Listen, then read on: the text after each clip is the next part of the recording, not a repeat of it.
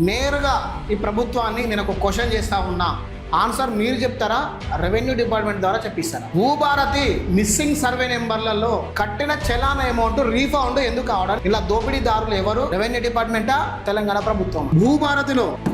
భూభారతిలో ఏదైనా అప్లికేషన్ పెట్టుకుంటే 1000 rupees plus 45 rupees మీ సేవలో చలానా, టోటల్ గా 1045 రూపాయలు చెల్లిస్తున్నాడు. రైతుల దగ్గర నుంచి 1045 రూపాయలు ఎందుకు తీసుకుంటున్నారు? యాక్సెప్ట్ అయిన ఫైల్లో తీసుకున్నారు అంటే పని అయింది, తీసుకోండి.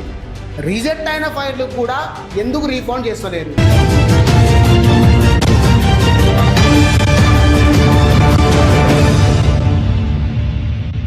అందరికీ నమస్తే, వెల్కమ్ టు జినిస్ గ్లోబల్. నేను మీ గణేష్. ఈ వీడియో ప్రతి ఒక్కరికి నచ్చుతుందని నేను అనుకుంటున్నా. ఒకవేళ నచ్చకపోతే అన్సబ్స్క్రైబ్ చేసేయండి డైరెక్ట్. ఒకవేళ నచ్చింది అంటే మీ తోటి స్నేహితులకు చెప్పి సబ్స్క్రైబ్ చేసే ప్రయత్నం చేయించండి. ఇది రైతులు చూడాల్సిన వీడియో, ముఖ్యంగా తెలంగాణ ప్రజలు చూడాల్సిన కూడా వీడియో. దయచేసి చూడండి, చూసి పక్క వాళ్ళకు కూడా చెప్పే ప్రయత్నం చేయండి. నేరుగా ఈ ప్రభుత్వాన్ని నేను ఒక క్వశ్చన్ చేస్తా ఉన్నా, ఆన్సర్ మీరు చెప్తారా, రెవెన్యూ డిపార్ట్మెంట్ ద్వారా చెప్పిస్తారా? చెప్పండి. భూభారతి మిస్సింగ్ సర్వే నెంబర్లలో కట్టిన చలాన అమౌంట్ రీఫండ్ ఎందుకు కావడం లేదు? ఇలా దోపిడీదారులు ఎవరు? రెవెన్యూ డిపార్ట్మెంటా, తెలంగాణ ప్రభుత్వం? చెప్పండి, ఆన్సర్ మాత్రం చెప్పండి. ఇదే కాకుండా రిజిస్ట్రేషన్ డాక్యుమెంట్స్ ఏవైతే ఉన్నాయో అవి క్యాన్సల్ చేసుకున్నాక కూడా ఆ అమౌంట్ రీఫండ్ ఎందుకు చేయట్లేదు? ప్రజలు పని కానప్పుడు ప్రజలకు అమౌంట్ రీఫండ్ చేయాలి కదా, ఎందుకు చేయట్లేదు మీరు? దీనికి కూడా మీరు ఆన్సర్ చెప్పండి. నేను ఇప్పుడు ప్రధానంగా మీకు చెప్పే ప్రయత్నం చేస్తా.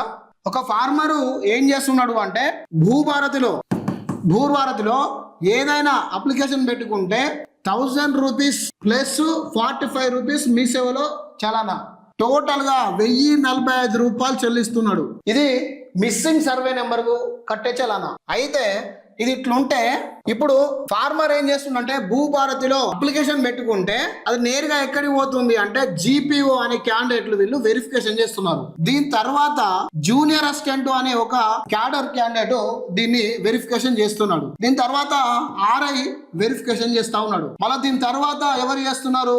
MRO వెరిఫికేషన్ చేస్తా ఉన్నాడు. MRO ఏం చేస్తున్నాడు అంటే, ఇక్కడ RDO లేదా కలెక్టర్ పంపిస్తున్నాడు. పంపించినప్పుడు ఈయన వెరిఫికేషన్ చేయకుండా అన్ని డాక్యుమెంట్లు చూసి రిజెక్ట్ అని కొడుతున్నాడు. రిజెక్ట్ కొట్టినప్పుడు ఇప్పుడు రిజెక్ట్ కొట్టిన ఫైలు ఎక్కడికి పోతుంది? ఫార్మర్ దగ్గర పోతుంది. అయితే GPO వెరిఫికేషన్ చేస్తున్నాడు, జూనియర్ అసిస్టెంట్ వెరిఫికేషన్ చేస్తున్నాడు, RI వెరిఫికేషన్ చేసుకున్నాడు, MRO వెరిఫికేషన్ చేస్తున్నాడు.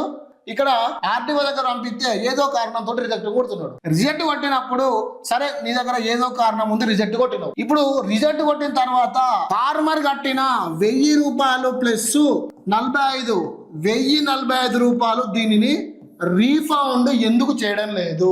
రైతుల దగ్గర నుంచి 1045 రూపాయలు ఎందుకు తీసుకుంటున్నారు? యాక్సెప్ట్ అయిన ఫైల్లో తీసుకున్నారు అంటే పని అయింది, తీసుకోండి.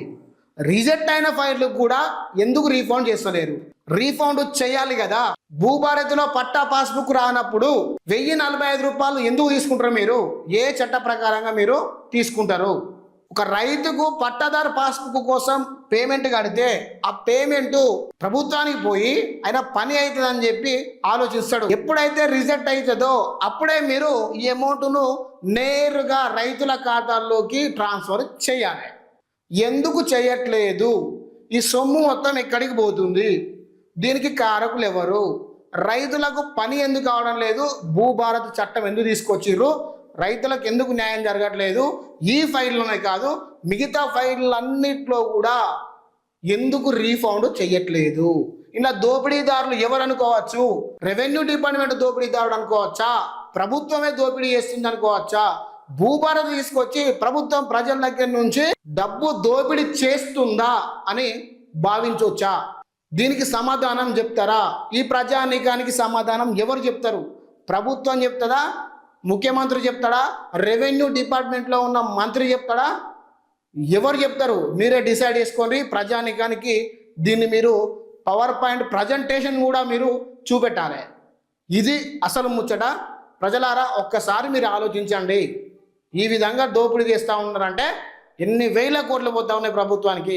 ఇది మీరు ఒకసారి ఆలోచించండి, నలుగురు షేర్ చేయండి.